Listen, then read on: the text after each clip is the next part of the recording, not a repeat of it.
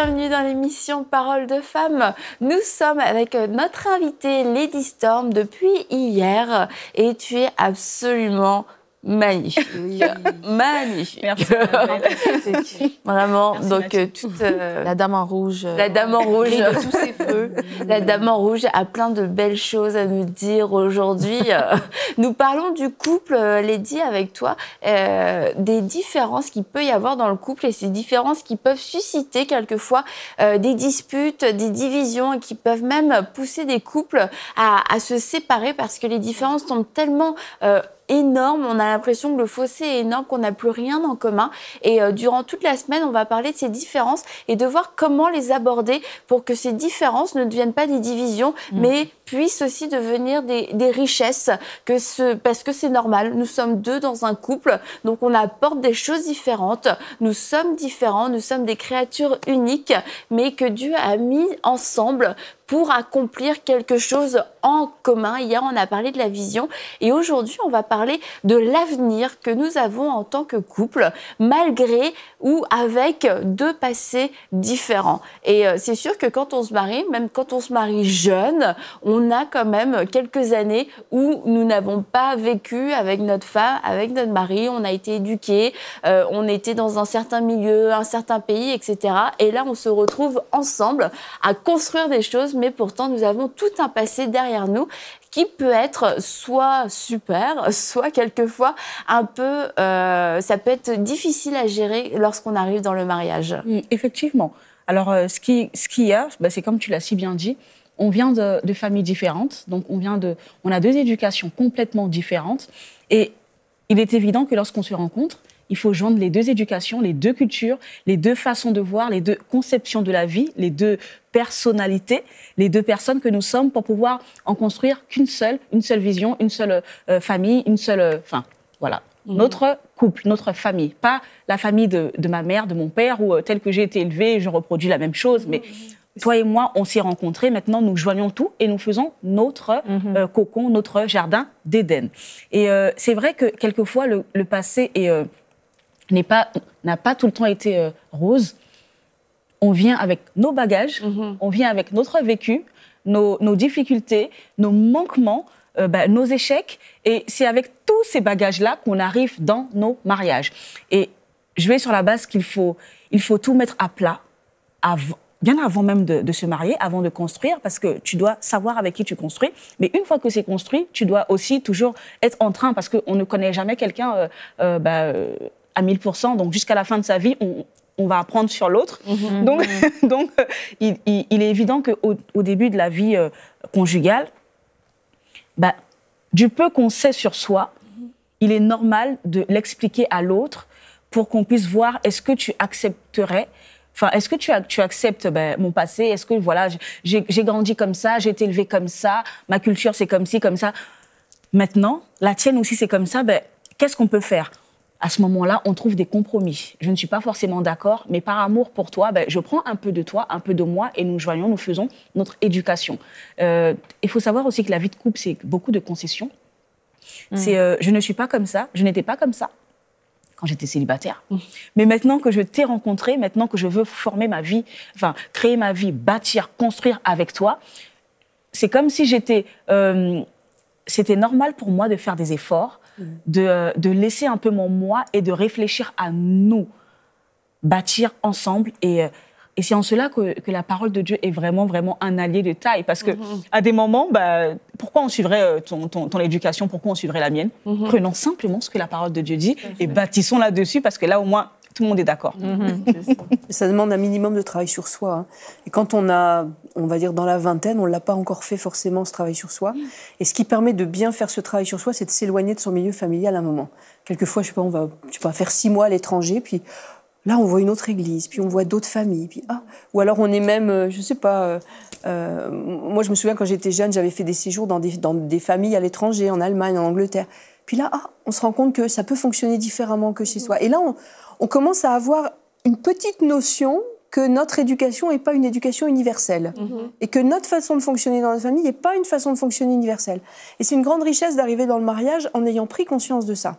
Et au contraire, c'est une grande source d'écueil si on ne l'a pas compris, que ce soit du mari ou de la femme, et qu'on arrive dans la vie de couple en pensant qu'on va pouvoir faire un copier-coller, comme le disait Lady, un copier-coller de notre ambiance familiale. C'est complètement faux. On a chacun des particularités dans notre éducation et il faut vraiment faire ce travail sur soi le plus rapidement possible pour éviter que vraiment il y ait des tiraillements qui puissent même arriver des fois jusqu'à une séparation. Je me souviens de jeunes couples, au tout début de notre mariage, il y avait dans le groupe de jeunesse, il y avait un couple qui s'était formé, ils s'étaient mariés, mais ils étaient tellement de milieux mais complètement opposés, ça a fait des grosses frictions dès la première année de mariage. Donc c'est pas négligeable, c'est pas juste on va mieux fonctionner, c'est fondamental de bien prendre du recul et de bien comprendre comment fonctionnait notre famille, comment fonctionnait sa famille, essayer d'avoir aussi un regard critique, mais pas dans le sens négatif du terme, un regard d'analyse pour essayer de voir ce qui est bon, ce qui est pas bon, ce qui pourrait poser problème. Mais ça, c'est à nous de le faire, personne ne va le faire à notre place. Et c'est pas à l'autre à nous dire bah oui, mais toi, tu fonctionnes comme ça, mais chez moi, c'était pas comme ça. Il faut tranquillement se mettre à table et puis discuter de ça et puis analyser les choses de façon intelligente. Et c'est d'en avoir conscience, en fait, Oui. que notre passé a une influence sur la manière dont on agit, la manière dont on réagit. Et je pense que c'est peut-être une étape que quelquefois on n'a jamais fait et on se retrouve avec 20 ans de mariage, 10 ans de mariage à faire face à des murs. On se dit mais pourquoi c'est comme ça? Pourquoi est-ce que ça se passe toujours comme ça? Et ni l'un ni l'autre n'a pris conscience. C'est parce qu'en fait je suis arrivée avec un passé que j'ai essayé de transposer et on n'a pas vraiment construit ensemble. On est juste en train d'essayer d'imposer chacun notre passé à l'autre, notre vécu, notre propre façon de faire. Et comme tu disais, Anne, le fait de voir d'autres gens, de voir d'autres familles en dehors même du mariage, c'est vrai que ça, c'est une grande source de richesse parce qu'on peut comprendre quelquefois on comprend à ce moment-là que nous-mêmes, on vient d'un milieu dysfonctionnel. On n'avait jamais compris que là où on était, c'est pas très normal. Pourquoi vous êtes contents chez vous? Pourquoi vous rigolez? Vous rigolez pas en famille? Ou alors, pourquoi est-ce que vous mangez ensemble, des choses comme ça. Parce que si on ne nous l'a jamais appris, qu'on n'a jamais vu un autre modèle, c'est la normalité normale. Et c'est sûr, on va venir avec cette mentalité de normalité et l'autre va dire, non, c'est pas la mienne du tout normal. Et là, c'est vraiment l'importance de dire que nous dit la parole de Dieu et d'être enseignable, mais d'avoir vraiment cette conscience à la fois qu'on a été façonné par un passé, mais d'avoir cette volonté que de construire et d'aller au-delà et d'être prêt à changer et à bousculer certaines choses. Je voudrais juste ajouter quelque chose, surtout quand on se marie tard. De plus en plus, on se marie tard. L'âge moyen du mariage approche les 30 ans, si ce n'est pas déjà fait. Et quand on rentre dans le mariage en ayant 30 ans, on a déjà des schémas qui sont bien installés. Et rentrer dans le mariage comme ça, il faut bien prendre conscience que on fait pas entrer l'autre dans son monde, que ce soit du côté de la fille ou du garçon. On fait pas entrer l'autre je fais pas entrer l'autre dans mon monde, mais on s'extrait chacun de son monde et on va former un nouveau monde. Et ça c'est important, parce que surtout quand on se marie à plus de 30 ans, pour nous c'est inconcevable de faire autrement que de faire entrer l'autre dans son petit monde. Non. Chacun quitte son monde, les deux. L'homme et la femme quittent son monde et rentrent dans un nouveau monde qui fonctionne à deux et qu'on construit ensemble. C'est aussi un travail d'observation et de communication, on en revient. Parce que, en fait, j'ai grandi sans les câlins, par exemple. Donc, automatiquement, j'arrive dans mon foyer, je reproduis ça. Et l'autre, il dit, mais pourquoi tu me fais jamais de câlins? En fait, on doit réfléchir ensemble, en fait. Ah, parce que toi, tu as grandi comme ça, donc c'est naturel pour toi. Oui, j'ai grandi comme ça, c'est naturel pour moi. Mais toi, si tu veux que ça fonctionne autrement dans le foyer, apprends-moi ça. En fait, montre-moi tel que tu aimerais que je réagisse envers toi, afin qu'on puisse construire ce qui est nous. Ah, je vois que tu n'as pas appris à faire les travaux ménagers. Moi, j'ai pas grandi comme ça. C'était ma mère qui faisait tout, ou mes frères et sœurs faisaient tout. Moi, je faisais jamais rien. Viens, je vais te montrer. Viens, on va essayer de bâtir ensemble. Tu sais, si tu ramènes juste que tu débarrasses la table, tu ramènes, ça me soulagerait. En fait, amener l'autre, observer déjà. Et si on va à l'affront, jamais le couple va fonctionner parce que c'est comme tu disais, Anne, chacun veut imposer. Tu peux pas imposer à l'autre. Il est né comme ça, il a grandi comme ça. Donc toi aussi, tu es né comme ça, tu as grandi comme ça. Mais tout en s'aimant Et en ayant pour objectif de bâtir ensemble et de construire notre amour propre, en fait. Pas l'amour des autres, mais le nôtre à nous. On se rend compte que, tu sais, tu ne faisais pas ça chez toi, mais là, comme on est ensemble, tu sais, tu peux juste faire un petit effort. Et au fur et à mesure, non plus pas demander la mère à boire. La personne n'a jamais fait de ménage. Tu demandes, tiens, fais toute la maison, tu fais le salon, après tu fais la chambre, et après tu passes à la cuisine. C'est trop. Tiens, chérie, aide-moi. Voilà, vraiment... Ouais. Équilibrer les choses à la hauteur des efforts que chacun peut faire. Et puis vraiment constater cela parce qu'on est aussi là pour s'entraider d'ailleurs. Et même quand on se marie, on dit aide mutuelle, on se promet amour, fidélité, voilà, et assistance mutuelle. Donc tu es aussi là pour m'assister. Exactement. Voilà, si tu vois que j'ai un manquement, c'est de ton devoir d'observer et de me dire et de m'amener, surtout me montrer comment je peux faire parce que je n'ai pas grandi comme ça et je ne sais donc pas faire. Je pense que quand on se marie, quand on se met ensemble, c'est de comprendre déjà avant qu'on va créer ensemble la nouvelle normale, créer le nouveau normal. Parce que moi, je viens d'un milieu, toi, tu viens d'un autre milieu. Et ensuite, on met ça ensemble, mais on va mettre ça ensemble, nos deux arrière-plans, à la lumière de la parole de Dieu. Et quand je me suis mariée, j'ai pas voulu reproduire chez moi et Joël n'a pas voulu reproduire chez lui, mais on a pris le meilleur des deux. Voilà. Et on a conjugué ensemble ça. Mais c'est certain, moi, j'ai beaucoup appris d'arriver dans sa famille. C'était très positif pour moi. Je pense que des fois, on arrive dans une belle famille. Des fois, c'est pas toujours positif. Moi, j'ai eu la grâce que c'était vraiment glorieux. Ma belle famille est merveilleuse. Et pour moi, c'était un plus par rapport à la communication. Donc, j'ai appris même à mieux communiquer et j'ai pu transmettre ça. Donc, quand on se met ensemble, c'est vraiment de pas dire on se cogne la tête et t'arrives dans mon univers. Et ça, je veux vraiment mettre l'emphase sur ce que tu as dit, Anne, parce que c'est vrai que souvent, la personne qui a été longtemps célibataire ou qui se fait une idée, tu arrives dans ma vie et tu dois vraiment, t'arrives dans mon monde à moi. C'est comme un nouveau meuble, quoi. Il faut que ça aille. Mais là, ça peut... Et puis là, je suis prête à faire aucune concession. Je pense vraiment, là, il va y avoir des frictions, absolument. Ça va être vraiment difficile. Mais évidemment, c'est pas ça la vie de couple avec Dieu. Et on a fait une série avec vous, Lady, sur la femme vertueuse. Et je recommande à toutes celles qui nous écoutent aujourd'hui d'écouter ça. C'est parce qu'on en a parlé, entre autres, de vraiment comment créer, entre autres, cet environnement de d'être gloire. Une créeuse d'environnement. Dans mon lexique. Oui, et puis on voit aussi que cet arrière-plan et notamment notre propre éducation a des répercussions sur la manière aussi dont on va éduquer les enfants et que ça peut provoquer là aussi des tensions. On sait que dans les top 5 des disputes, il y a l'argent, il y a les enfants, il y a la sexualité et c'est ça. Et le sexe opposé, ouais. Le ménage. Donc, le ménage, non, ça, vous êtes vraiment dans le top 1000 vers le bas du sujet de dispute. Mais les enfants restent vraiment un point de dissension très important dans le couple. Et je pense notamment à cause des différentes éducations qu'on a pu recevoir. Oui, c'est sûr que quand on rentre dans le couple, on vient tous les deux avec un arrière-plan et une façon de faire chez nous. Et comme vous avez dit, c'est qu'on construit une nouvelle maison.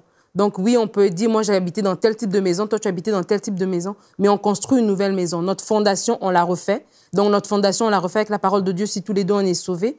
Et dans la construction de cette maison, dans la construction de ce foyer, on va se rendre compte au fur et à mesure, parce qu'on parle des divisions, mais un couple qui se marie, le jour de leur mariage, ils ont l'impression qu'ils n'ont aucune division. Ils ont l'impression qu'ils sont faits l'un pour l'autre, ils sont moulés, ils sont la même personne, mais en fille et en garçon. Mais c'est plus que vous avancez, que vous vous rendez compte que, ah oui, toi tu penses différemment, je pense différemment. Et c'est là, le passé vient jouer, la façon dont on a été éduqués. Si toi, monsieur, à la maison, tu étais le fils... l'enfant chéri, que tu ne faisais jamais rien, tu vas trouver ça difficile, ou tu vas vouloir aussi éduquer ton enfant de cette manière-là. Et c'est là maintenant que dans l'éducation des enfants, c'est important en tant que couple pour ne pas vivre des conflits, de ne pas ramener un conflit avec un enfant dans notre propre couple. Ouais. Donc ça veut dire qu'on n'est pas d'accord. Par exemple, moi, je suis plus permissive dans les sorties, par exemple. Je veux dire, moi, elle peut sortir et revenir à telle heure. Et si toi, tu n'étais pas d'accord, on en parle. mais que ça ne devient pas un problème de couple, en fait. Parce que ça qui arrive, c'est que ça devient mélangé à un moment donné, et là, on ne sait plus se retrouver. Mais l'éducation des enfants, avant que les enfants n'arrivent, il faut en parler. Vraiment des choses claires, hein. Est-ce qu'on permet que nos enfants fréquentent? À quel âge est-ce qu'on permet que nos enfants fréquentent? Quel genre d'amis on veut que nos enfants aient? Est-ce qu'on est dans les activités ou pas dans les activités? Même dans la maison, comment on doit être en tant que parent? Parce que des fois, quand on voit son mari, le reflet de la façon dont il est avec les enfants, c'est des fois, ça reflète aussi notre amour envers lui.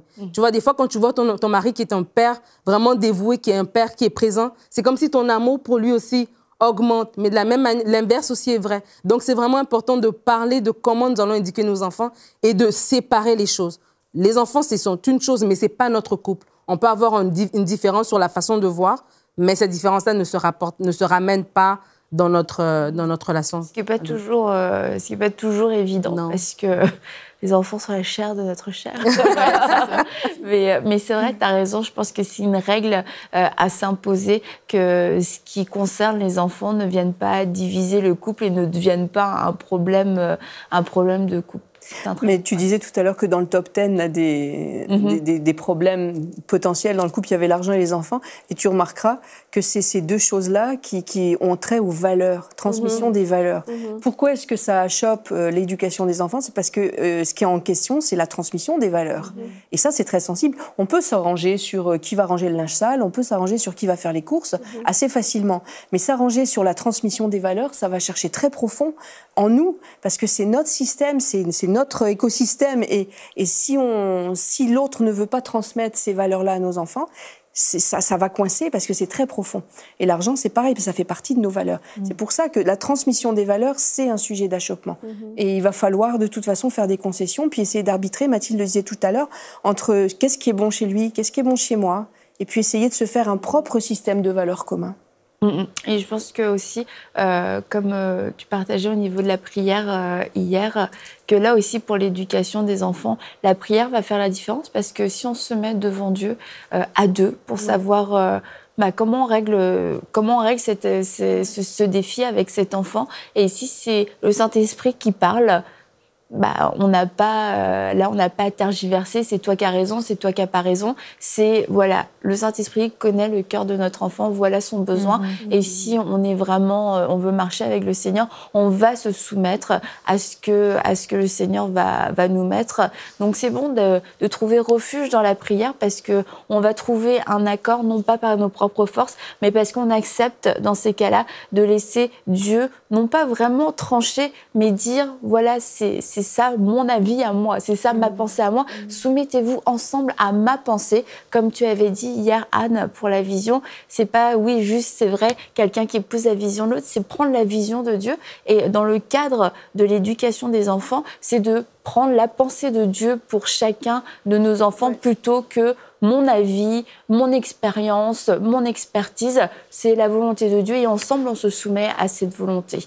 Et puis, on va parler aussi un peu de la belle famille, parce que le passé peut être envahissant quelquefois. Non, pas pour tomber dans les clichés. Moi, j'aime beaucoup ma belle-mère, qui est chez moi d'ailleurs en ce moment. Mais c'est vrai que quelquefois, on peut être très proche de nos parents, et puis l'autre n'est pas très proche de ses parents. On a l'habitude de tout faire avec sa maman, de l'appeler tout le temps, de lui demander son avis pour tout, etc.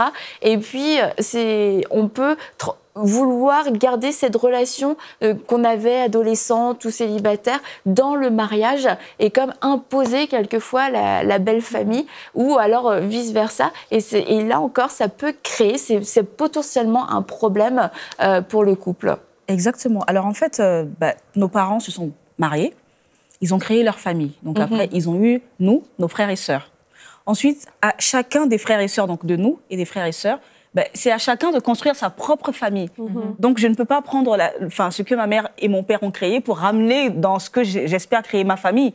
Donc, après, chaque enfant crée sa famille, son couple d'abord, et ensuite la famille.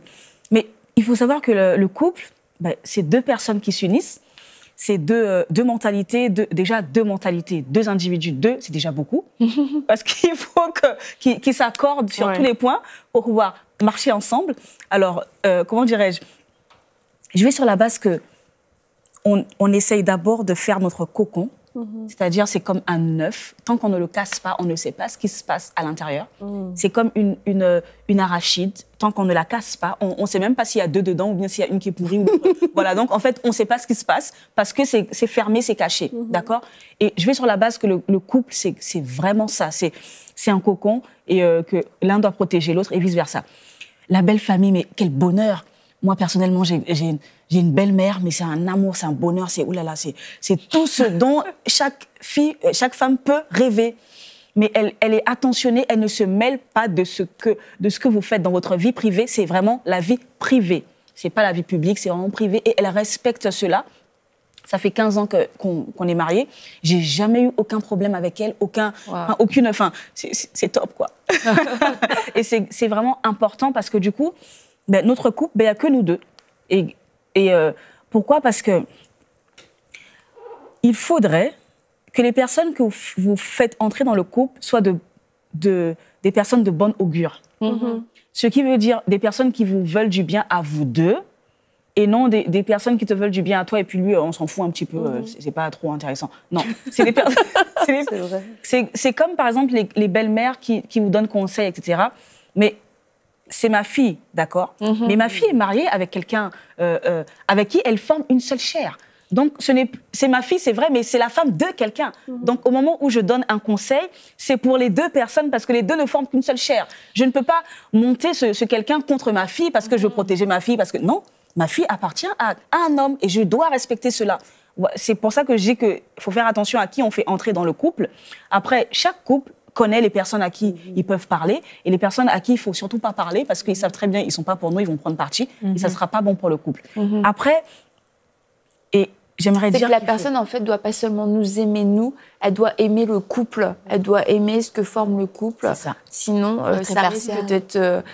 ça risque de plus créer de division qu'autre chose. Exactement. Pourquoi? Parce qu'à partir du moment où tu prends parti, ton avis est directionné et tes conseils sont directionnés. Ce qui veut dire que tu voudras le bien de la personne. Mais le problème, c'est qu'en voulant le bien de la personne, tu vas automatiquement, comment dirais-je, donner des conseils qui vont mettre une séparation entre cette personne dont tu veux le bien et l'autre personne avec qui elle forme une seule chair. Donc, il faut vraiment... C'est tellement important pour moi, le couple, que voilà. Et c'est un cocon que je dis vraiment, il faut protéger. Et même si on parle de belle famille, il faut savoir quelle influence a la belle famille au sein du couple et qu'est-ce que le couple en tire en fait. D'accord, voilà, c'est très, très, très important. Je voudrais rajouter quelque chose parce que je suis une belle-mère. Je suis une mère, mais je suis une belle-mère et je suis une fille et j'ai eu une belle-mère. Le mot-clé là-dedans, c'est la bienveillance. Et il faut, en tant que mère et belle-mère, sauter de l'idée qu'on est une éducatrice. On a été une éducatrice. Dieu nous avait confié cet enfant pour qu'on l'amène à l'âge adulte de manière idéale. Mais à partir du moment où notre fille ou notre fils se marie, on n'est plus une éducatrice. Et donc, nos bons conseils ne sont plus les bienvenus. Et oui, je suis une mère et oui, je suis une belle-mère, mais il faut attendre pour donner mes conseils, si jamais j'en ai, qu'on me les sollicite. C'est ça. Si ma fille vient me voir en me disant « Maman, voilà, j'ai tel souci, qu'est-ce que tu en penses ?» Là, je vais dire ce que j'ai à dire. Sans critiquer et sans chercher, toujours avec bienveillance. Mais si on ne me demande rien, je ne suis pas une éducatrice, je n'ai aucun droit de dire mon opinion. Donc si je suis une belle-mère et une mère, je me tais, parce que je ne suis plus une éducatrice. Et je pense que ce qui pose problème, et pourquoi est-ce qu'on a un peu cette imagerie d'Épinal de la belle-mère épouvantable, c'est parce que il faut dire que dans l'histoire, les belles-mères et les mères se sont souvent fourvoyées sur ce terrain-là du bon conseil. On n'est plus des éducatrices, donc on se tait. Moi, ce que j'aimerais rajouter, c'est que des fois, oui, on a des occasions où est-ce que on peut choisir de faire entrer la belle-mère ou la belle-famille dans sa famille, mais il y a des femmes qui sont dans des situations où est-ce que la belle-famille nous est imposée. On ne peut pas vraiment choisir de dire non, ne viens pas chez moi ou quoi que ce soit, par la culture ou bien peut-être même par le fait qu'elle vive avec eux ou quoi que ce soit. Et c'est important à ce moment-là que la femme elle-même, comme vous avez dit, soit consciente que son couple est un cocon. Donc, ça veut dire que quand la belle-mère est là, comment j'apprends à observer. On a parlé du passé, on a parlé qu'on venait de deux familles différentes. Il y a des familles où est-ce qu'on est très aimante, on se dit les choses et on oublie tout de suite, on passe à autre chose. Mais j'observe, et si je connais que la personne en face de moi, c'est peut-être une personne qui reste sur les choses, par exemple, j'apprends à vivre avec, j'apprends à l'observer. c'est la mère de mon mari ou c'est la mère de ma femme. L'important, c'est que je maintienne aussi cette relation. Je ne viens pas l'arracher, tu comprends? Mais j'ai mon propre nid, j'ai mon propre couple et comment je me comporte face à la personne et quel degré d'importance je donne à la personne. Il y a des femmes qui ont vraiment brisé leur couple. Pourquoi? Parce qu'elles ont laissé la belle-mère rentrer dans le couple. Pas qu'elles l'ont laissé parce que la belle-mère a parlé, mais quelle est l'importance que j'accorde? Si ma belle-mère m'a fait une remarque, est-ce que quand elle est partie, j'en ai parlé à mon mari et là j'ai dit mais tu m'as pas défendu et là c'est devenu un problème de couple et puis après il y a des couples qui se sont laissés juste là-dessus et c'est vraiment important d'honorer les parents, d'apprendre à son mari ou à sa femme à honorer ses parents, qu'ils soient gentils ou méchants, mais de vraiment faire la distinction, vous voyez, parce que vraiment, c'est pas tout le monde qui est bien gentil, qui est bienveillant, qui est bien gentil. Et c'est là qu'on doit se dire, même si vous n'êtes pas bienveillant, même si vous donnez des mauvais conseils à votre fils, mais moi, je tiens à mon mariage et il y a des choses dans lesquelles je vais protéger mon mariage. C'est vraiment important parce que des fois, on se met vraiment nous-mêmes dans des situations difficiles, en fait. Puis on va vraiment accabler notre mari si on a une belle-mère pénible, hein, ça peut arriver, hein, une belle-mère pénible, et puis à juste titre, on aurait des griefs contre notre belle-mère, mais saouler notre mari en lui disant ta mère ci, ta mère ça, ta mère a fait ci, ta mère a fait ça, lui, il fait quoi là-dedans? Il est pris entre l'enclume et le marteau. L'écorce, les larves et l'écorce. Je savais que ça tu voulais dire. Non, c'est ça, je veux dire, le mari, il est coincé. Il veut faire plaisir à sa femme, il veut pas déplaire à sa mère, et donc en critiquant sans arrêt sa mère, on va le mettre dans une situation qui est pas tenable. Donc il faut, je pense, pas rentrer là-dedans. Et puis aussi prier. Bon, on peut lui dire, regarde, ta mère, elle m'a vraiment blessée aujourd'hui, mais ça faut pas en rajouter trop. Être finalement, recevoir ce conseil qu'on a donné pour les conseillers autour de nous, être nous-mêmes une bonne conseillère vis-à-vis de notre mari, mettre les intérêts du couple en avant sur nos propres intérêts. Et c'est vrai que ça a l'air facile à dire quelquefois, mais on sait que dans certains couples, c'est difficile, mais si on tient vraiment à son couple, on va faire ce qu'il faut pour le protéger, on va y mettre de la force et on va être prêt à marcher sur quelquefois notre orgueil et puis à développer les fruits de l'esprit parce que c'est dans l'intérêt de mon couple. Et si je cherche mon intérêt, je risque de briser l'intérêt du couple et de demander des choix impossibles entre la belle famille, les enfants, etc. Il y a pas de choix dans le couple, c'est on s'unit, on marche dans l'unité et trouvons un moyen. Mais merci mesdames, à vous toutes pour cette belle émission. Et on va continuer demain, on va parler de l'argent conjoint, compte séparé, est-ce qu'on met ensemble, est-ce qu'on vole dans le porte-monnaie de son mari. On en parle demain dans l'émission Parole de femmes.